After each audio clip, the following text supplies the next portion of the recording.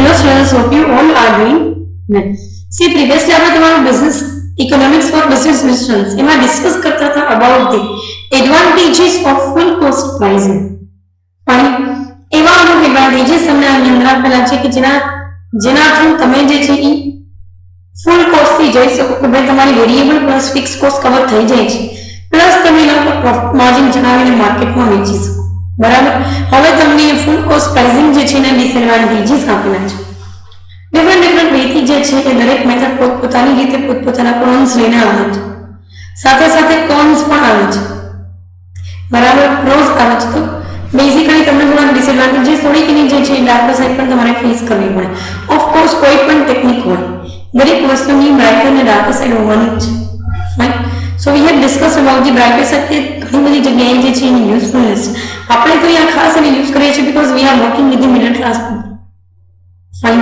અને જ્યારે આપણે સ્પેશિયલ ક્લાસ માટે બનાવીએ છીએ, કોઈ કસ્ટમાઇઝ પ્રોડક્ટ બનાવીએ છીએ, તો આ વસ્તુ આપણા માટે સૌથી વધારે કામ લાગે છે.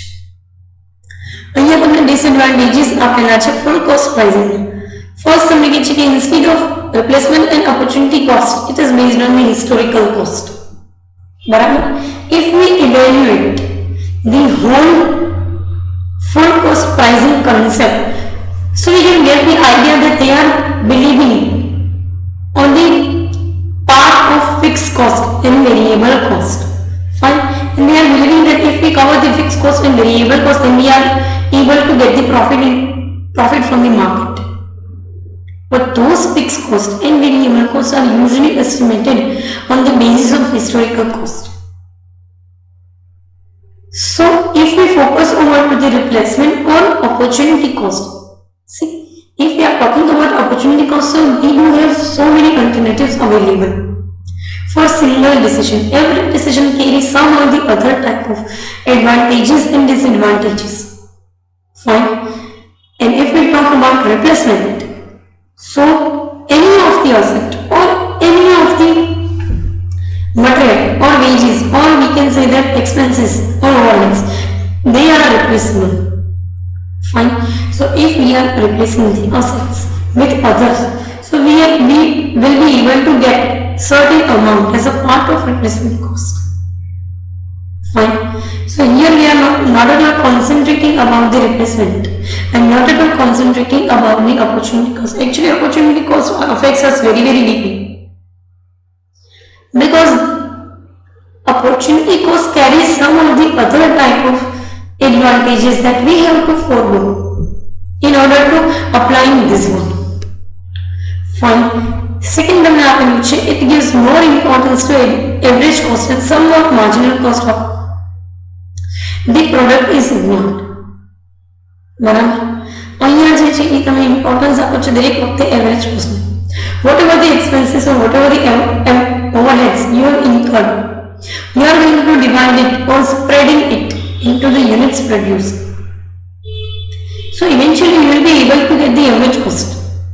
But there is certain importance of marginal cost, the cost of extra unit that we are going to manufacture after certain production. અને એ એક્સ્ટ્રા યુનિટની કોસ્ટ જે છે એના લોકો ક્યાંય કોન્સન્ટ્રેટ કરતા નથી. ઇવેન્ચ્યુઅલી તમે જ્યારે માર્જિનલ કોસ્ટને જુઓ છો તો એ તમને એકચ્યુઅલ આઈડિયા આપશે ને કે ખરેખર જે છે એ આપણે આટલો એક્સપેન્સ કરવા માટે રેડી છીએ અથવા તો આટલો એક્સપેન્સ જે છે કરી શકવા માટે કેપેબલ છે. ફાઇન. સો એ એક પર્સપેક્ટિવ આપેલું છે. આગળ તમને લખી છે કે this method does not attain consumers demand. It is important to study the relationship between the cost of production and customers pay for that product. See, particularly you have to always concentrate about what customer is concerned for. Is there is scope for price change? Is there scope for any kind of price change plus selling price change? Yes, then only you can adopt this things. See, customers are sometimes concerned with the price, sometimes concerned with the quality, sometimes concerned with the services also. But if we talk about pricing, so you must have to decide the moderate price that can be reasonable to any of the customer. Fine. સો એ વસ્તુ તમારા માટે બહુ important છે કે તમે પહેલાં તો એ વસ્તુને માર્કેટમાં સ્ટડી કરી કે કસ્ટમર ખરેખર તમારી પ્રોડક્ટને પે કરવા રેડી છે કે તમારી ડિમાન્ડ કેટલી છે માર્કેટની અંદર, બરાબર. સો એ પર્સપેક્ટિવ આપેલો છે. આગળ તમને કહે છે કે if the cost of raw material changes often they will create problems. If we talk about the market of factors of production, then normally they are going with the flexible price. Normally they are going with the stable price. But due to any kind of exceptional business changes or market changes, raw material is essential and raw material price change will definitely affect you strongly. Because your cost start from the raw material. જ્યારે આપણે factor of પ્રોડક્શનની વાત કરીએ છીએ તો ખાલી raw material નહીં, labour લોકોના veggies જો વધે છે માર્કેટમાં એટલે તમે ઓછા વેજીસ સાથે એમની પાસે કામ કરાવડાવી શકશો. તો કામ કરાવવા માટે તમારે એમને કંઈક ને કંઈક જે છે એક્સ્ટ્રા ઓર્ડિનરી પે કરવું પડશે. યસ. અને જ્યારે તમે એક્સ્ટ્રા ઓર્ડિનરી પેમેન્ટ માટે કન્સલ્ટ થાઓ છો તો તમારી કંપની જે છે એની પ્રોડક્ટની પ્રાઇસ વધી જશે, બરાબર. there is difficulty in dividing cost into variable and fixed. normally આપણે એવું બિલીવ કરીએ છીએ કે ફિક્સ કોસ્ટ અને વેરિયેબલ કોસ્ટ બે પ્રકારની કોસ્ટ હોય છે, પણ ઇન રિયલ સેન્સ જ્યારે તમે પ્રેક્ટિકલમાં જોવા જાઓ છો તો નોર્મલ અને વેરિયેબલ અને ફિક્સ કોસ્ટ જે છે એને તમે નોર્મલી આટલી ઇઝીલી ડિફાઇન નથી કરી શકતા જેટલી ઇઝીલી આપણે કરીએ છીએ. Because there is existence of semi variable or semi fixed cost, and that will particularly stop me from dividing into two. Fine. All the firms do not decide their own markup level to determine the price of. દરેક વખતે બધી firm જે છે એ પોતે પોતાના markup લેવલથી ચાલતી જ હોય અને પોતે પોતાની પ્રાઇસ ડિસાઇડ કરે છે એવું દર વખતે બનતું નથી. Because there are some people in the market who are either price taker or we can say that follower of the market leader, and in that particular case you are not able to do full cost pricing. Fine. Because you are here with the very less resources, and ઓછા resource જેમ હશે એ પ્રમાણે જે છે એ તમે એવી કોઈ efficiency create કરી શકવાના નથી માર્કેટમાં. ફાઇન. સો તમારી એવી જ પ્રાઇસની જરૂરિયાત પડશે કે જે બેઝિકલી તમારી કોસ્ટને કવર કરી જાણે પ્લસ તમારા પ્રોફિટ જે છે એનો માર્જિન તમે મૂકી શકો. ફાઇન.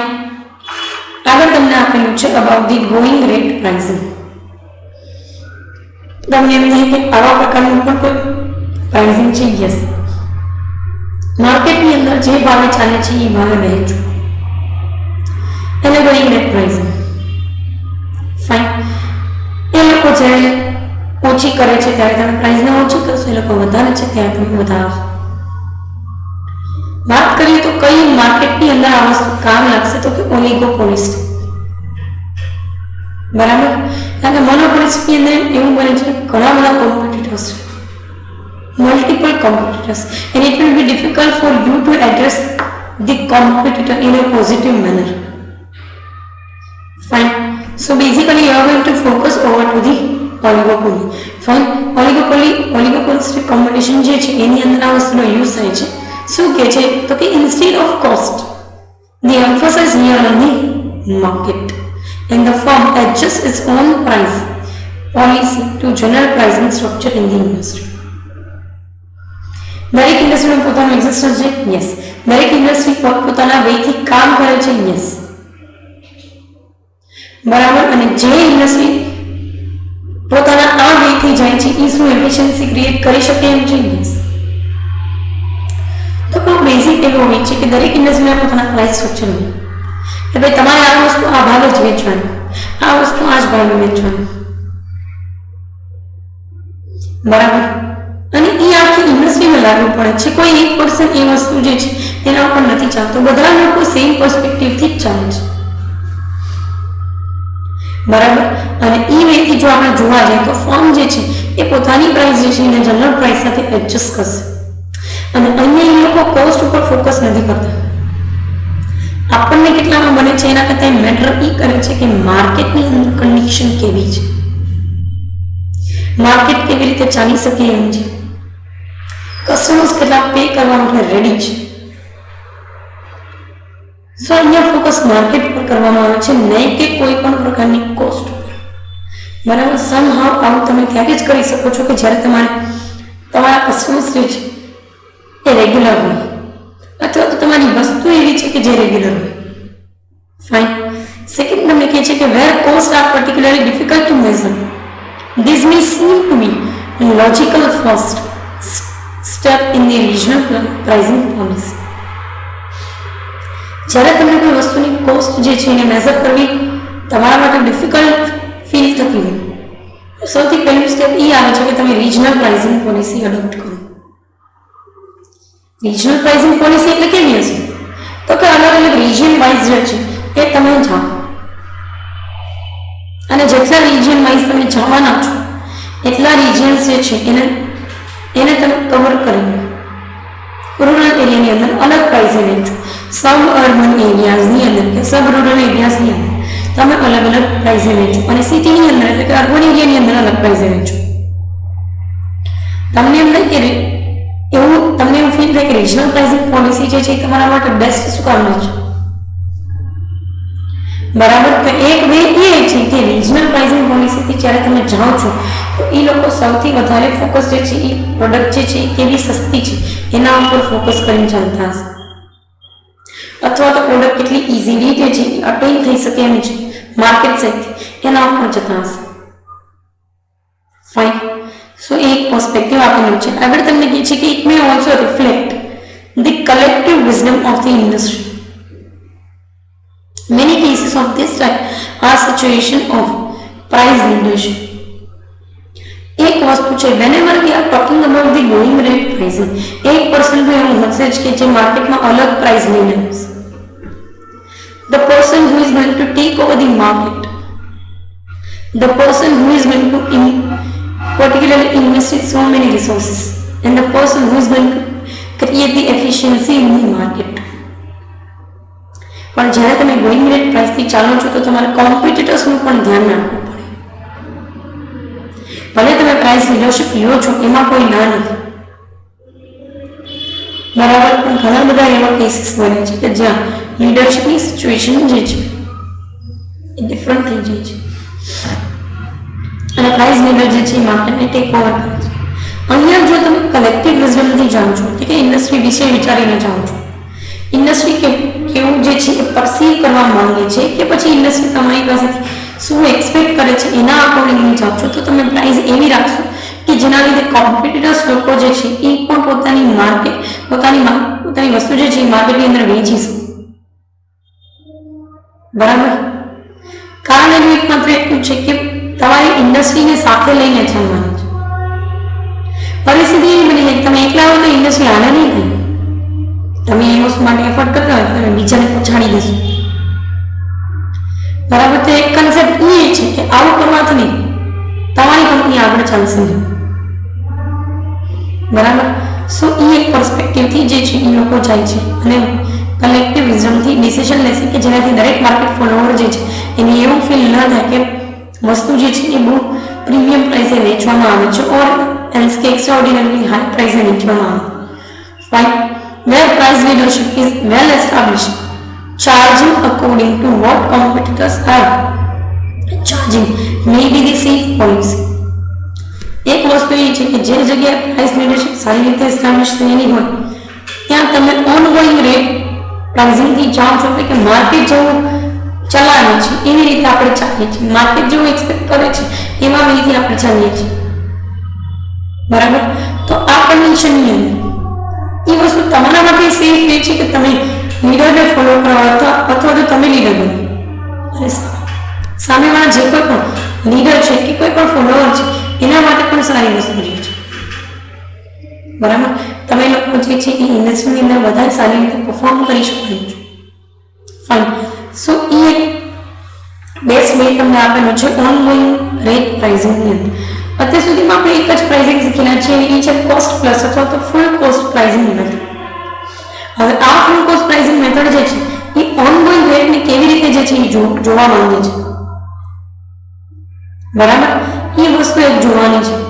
બધા લોકો નોમિનલ પ્રાઇસિંગને અલગ નહીં કરે, બધા લોકો ફૂલ કોસ્ટને પણ અલગ કરવાના. એ વસ્તુ તો એન્ટાયરલી ડિપેન્ડ કરે છે કે તમારી ઇન્ડસ્ટ્રીની અંદર એ ચાલે છે.